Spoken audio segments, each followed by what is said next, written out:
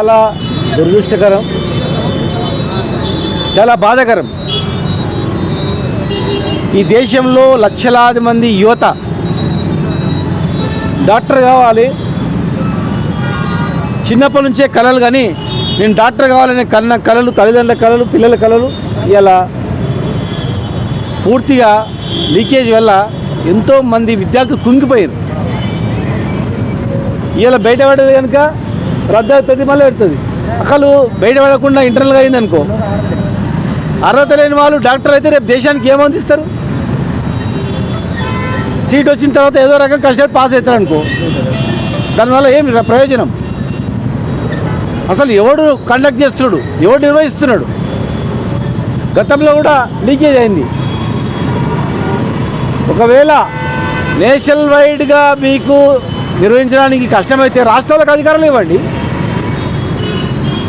ఇలా రాష్ట్రాల్లో కానీ దేశాల్లో కానీ అన్ని పరీక్షలు గ్రూప్ 1 కావచ్చు, ఏ పరీక్ష అయినా విద్యార్థులు చదువుకునే వాళ్లకు అభద్రత ఉంది.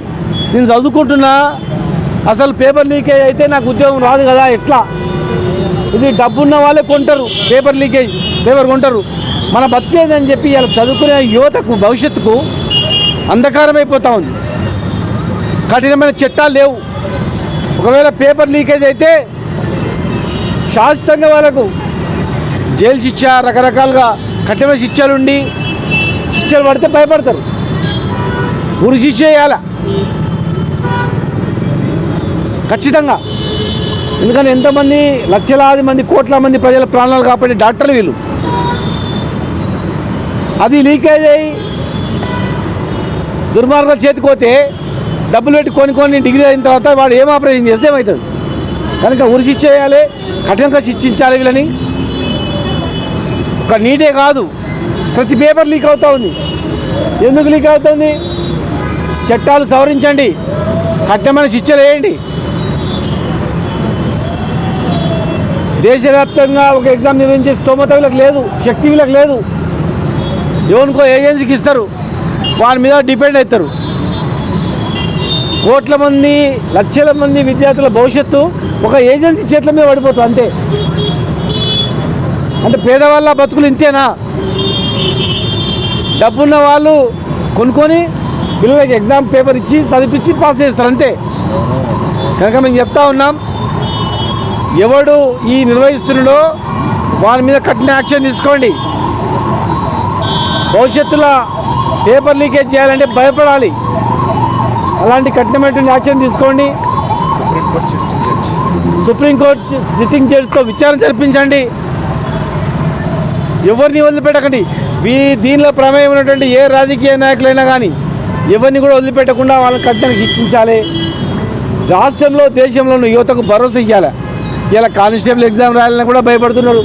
పేపర్ లీకేజ్ అవుతుంది సార్ ఎట్లా? ఎస్ఐ నిలబడ్డ ఎవరికి కూడా రక్షణ లేకుండా అయిపోయింది.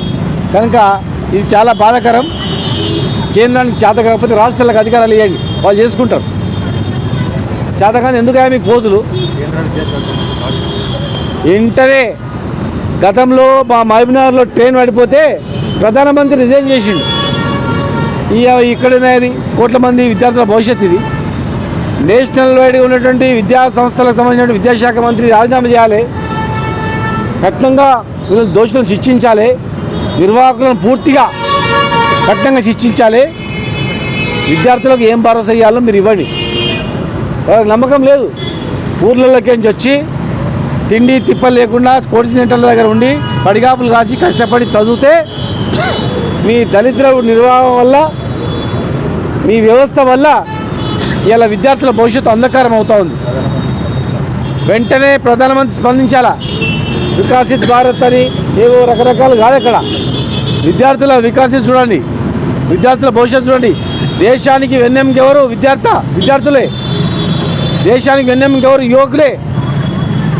ఇలా దేశంలో యువకులు చెడు వ్యసనాలకు పోకుండా ఉండాలంటే వాళ్ళకు భరోసా ఇవ్వాలి. ప్రధానమంత్రి బాధ్యత వహించి వెంటనే చర్య తీసుకోవాలి. విద్యాశాఖ